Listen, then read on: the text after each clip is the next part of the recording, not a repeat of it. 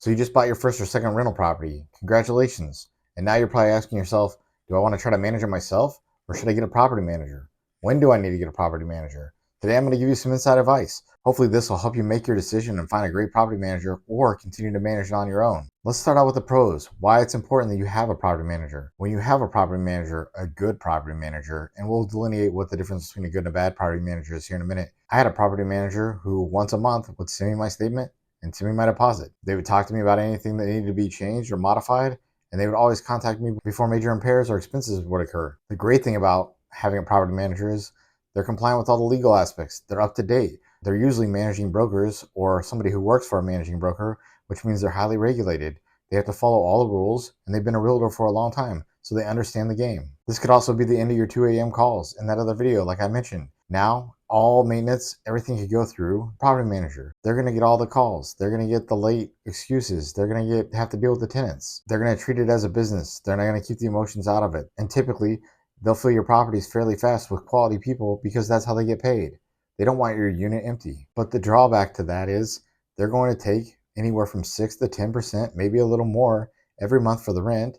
And I've seen some places where they will take half the rent or the first month rent for placing a tenant. You really need to vet your property manager because you're trusting them with your investment. Now, you managing it yourself. I kind of already explained it a little bit in that other video. The great thing right off the bat is you get 100% of the profit to make the payments and do what you need to do. The bad thing is you're going to be the one getting the calls, or you're going to have to go do the handiwork yourself. The property manager has a great network of vendors who are trusted and do the job right, and they know who to call. If you manage yourself, you're going to have to figure out who to call and develop that network yourself. You're on call for that 2 a.m. wake up call. So the case for hiring a property manager is time is money. If you get a good property manager, they can manage your stuff for you and take you completely out of the picture, except for that once a month call when you talk about your owner draw. But starting out, I can definitely see how that 10%, 12% tax is too much to handle. And as you scale, eventually maybe you could hire your own staff and start your own company to manage your own property. Vertical integrate. Some things you need to think about when looking, do I need a property manager, is how close I am to the property. If I can drive to the property, if I can get there in 30 minutes or an hour, maybe I don't need a property manager.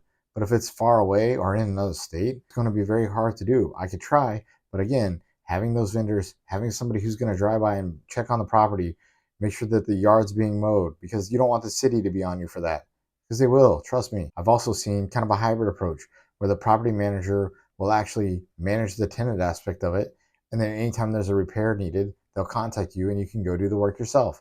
So again, I think it's just finding the right property manager. So what do you want to look for when you look for a property manager? Well, the first thing I'd want to do is, hey, what are your fees? Are they negotiable? As I grow with more properties, can we get that percentage down? I understand they're a business and they want to make money. The second thing is you want to make sure they have all the certifications and all the insurances needed so that your money's safe and your investments are safe. Another thing is you want to make sure that they contact you anytime there's a repair above X dollars. You don't need to be notified every time there's a $50 or $100 repair, but anything more than that, maybe it's time. You'll have to figure out what it is for your budget. I've had property managers where they wouldn't call me, or they'd call me at $1,500 or higher. You got to find that price point because things are expensive.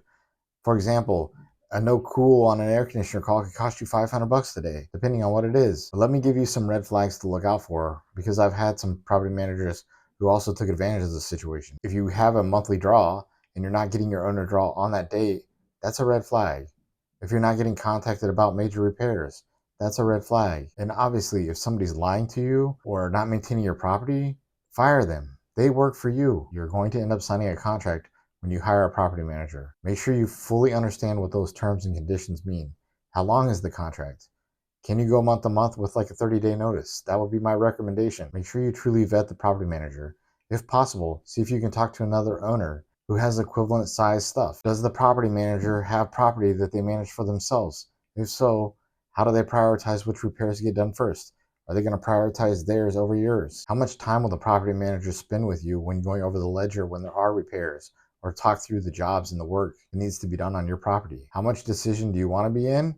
And how much are they willing to let you in? Remember, these people work for you, so if possible, do an interview in person. Talk to the secretary at the front desk. Maybe ask a maintenance man a couple questions. Are they disgruntled? Do they hate their job? Maybe you need to find somebody else. How often do they check up on your property? And I'm going to go back with, if something feels off, you need to move on. You can look at the BBB and Google reviews. Those are kind of whatever reviews in my opinion.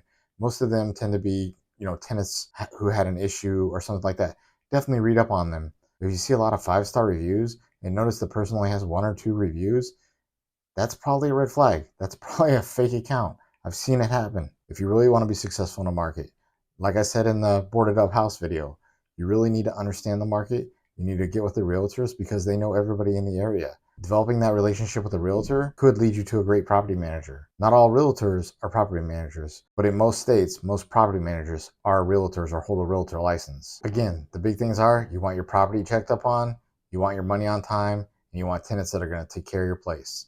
If they can provide that to you, then they're probably great property managers. Another thing to ask when somebody mows the yard or somebody comes and does a repair, do they mark that up? Because most good realtors won't mark the price up. They may charge you an administrative fee. And while you might be thinking, oh great, another administrative fee, I just paid them 5%, 10%, 12% just for collecting the rent. Well, there's a lot more to it than that.